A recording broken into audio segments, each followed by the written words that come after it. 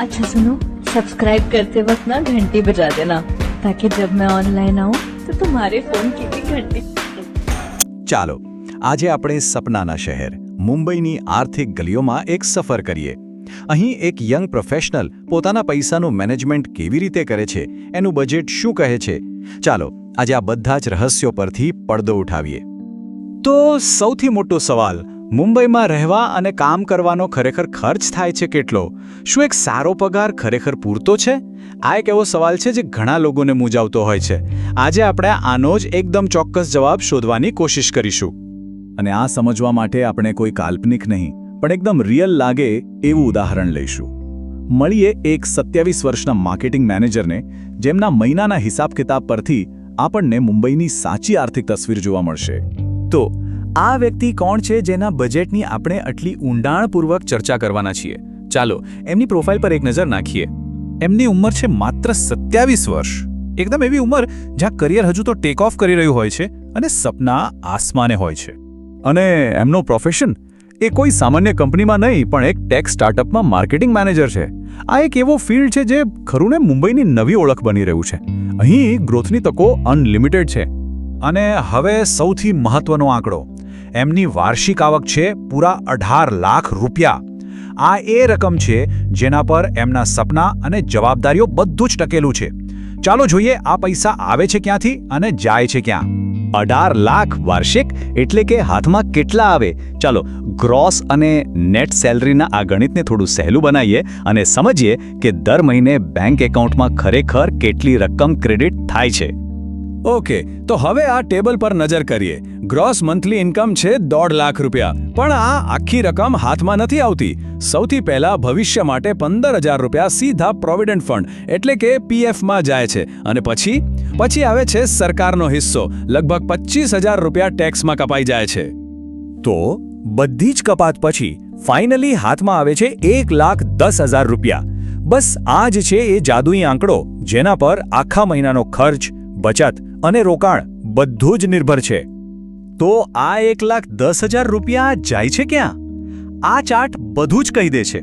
જુઓ, અડધાથી પણ વધુ પૈસા એટલે કે 54% એ તો ફક્ત જરૂરિયાતો પૂરી કરવામાં જ જતા રહે છે. 37% રકમ લાઇફસ્ટાઇલ અને શોખ પાછળ ખર્ચાય છે. અને ભવિષ્ય માટે બચે છે માંડ 9%.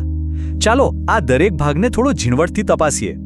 સારું, તો સૌથી પહેલા વાત કરીએ એ ખર્ચાઓની જેના વગર મુંબઈમાં ટકી રહેવું લગભગ અશક્ય છે. આ છે બજેટનો સૌથી મોટો અને સૌથી મહત્વનો હિસ્સો. આ ટેબલ છે ને એ મુંબઈની કડવી વાસ્તવિકતા બતાવે છે. જુઓ, સૌથી મોટો ખર્ચ 45,000 રૂપિયા એ માત્ર ભાડા પાછળ જાય છે. અને એ પણ આખા ફ્લેટનું નહીં, ખાલી એમના પોતાના હિસ્સાનું. બાકીના ખર્ચાઓ પ્રમાણમાં સામાન્ય છે. કરિયાણા માટે 8,000, બિલ માટે 3,000 અને ટ્રાવેલિંગ માટે 2,000. કુલ મળીને ઓલમોસ્ટ 60,000 રૂપીઝ તો ફક્ત જીવવા માટે જ ખર્ચાઈ જાય છે. આ ચાર્ટ તો આખી કહાણી એક જ ઝટકામાં કહી દે છે. એક બાજુ ભાડાનો 45,000 રૂપિયાનો પહાડ છે અને બીજી તરફ બાકીની બધી જ જરૂરિયાતોનો કુલ ખર્ચ છે માત્ર 14,500 રૂપિયા. આ જ બતાવે છે કે મુંબઈમાં ઘરનું સપનું જોવું કેટલું મોંઘું પડી શકે છે. સારું, જરૂરિયાતો તો પૂરી થઈ ગઈ, પણ જિંદગી જીવવાનું શું? હવે જોઈએ એ ખર્ચાઓ જે કામના સ્ટ્રેસ પછી થોડી રાહત આપે છે. એટલે કે એન્ટરટેનમેન્ટ, મિત્રો સાથે હરવા ફરવાનું અને હેલ્થ પાછળ થતો ખર્ચ. અહીં એમના શોખનો હિસાબ છે. બહાર ખાવા પીવાના શોખીન હોવાથી સીધા 12,000 રૂપિયા જાય છે. ફરવા માટે અલગથી જ 10,000 રૂપિયાનું ફંડ રાખ્યું છે. નાઇટ લાઈફ માટે 6,000 અને કોમેડી શો જેવા મનોરંજન માટે 5,000 રૂપિયા. અને હા, ફિટનેસ પણ એટલી જ જરૂરી છે એટલે 3,000 રૂપિયા જીમમાં જાય છે. કુલ મળીને લાઇફસ્ટાઇલ પાછળ લગભગ 40,000 રૂપિયા ખર્ચાય છે. ખર્ચની તો ઘણી બધી વાત થઈ ગઈ, પણ ભવિષ્યનું શું? પૈસા કમાવા જેટલું જ જરૂરી છે એને સાચવવું અને એને વધારવું. ચલો હવે એમની સેવિંગ્સ અને ઇન્વેસ્ટમેન્ટની દુનિયામાં એક ડોક્યુ કરીએ. આટલા બધા ખર્ચાઓ હોવા છતાં એમણે અત્યાર સુધીમાં 10 લાખ રૂપિયાની બચત કરી લીધી છે. આ ખરેખર એમની સમજદારી અને ફાઇનાન્શિયલ ડિસિપ્લિનની સાબિતી છે.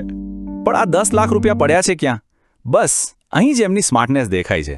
જુઓ, સૌથી મોટો હિસ્સો 6 લાખ રૂપિયા એ લાંબા ગાળાના વળતર માટે મ્યુચ્યુઅલ ફંડમાં રોક્યા છે. 2 લાખ રૂપિયા અચાનક આવતી મુશ્કેલીઓ માટે ઇમરજન્સી ફંડ તરીકે સાચવીને રાખ્યા છે. અને બાકીના 2 લાખ સીધા શેર બજારમાં રોક્યા છે. રિસ્ક અને સેફટીનું કેટલું અદ્ભુત બેલેન્સ છે. અને આ બધી બચત પાછળના ગોલ્સ પણ એકદમ ક્લિયર છે. શોર્ટ ટર્મમાં તેઓ મુંબઈમાં પોતાનું ઘર ખરીદવા માટે ડાઉન પેમેન્ટ ભેગું કરી રહ્યા છે.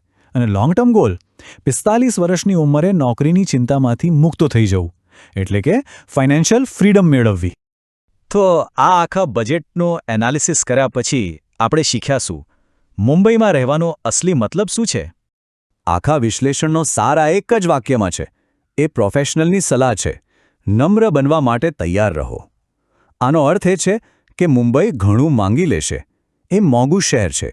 પણ જો રૂમમેટ સાથે એડજસ્ટ થવાની અને અહીંની લાઇફસ્ટાઇલને અપનાવવાની તૈયારી હોય તો આ શહેર દરેક સપનાને પાંખો પણ આપશે.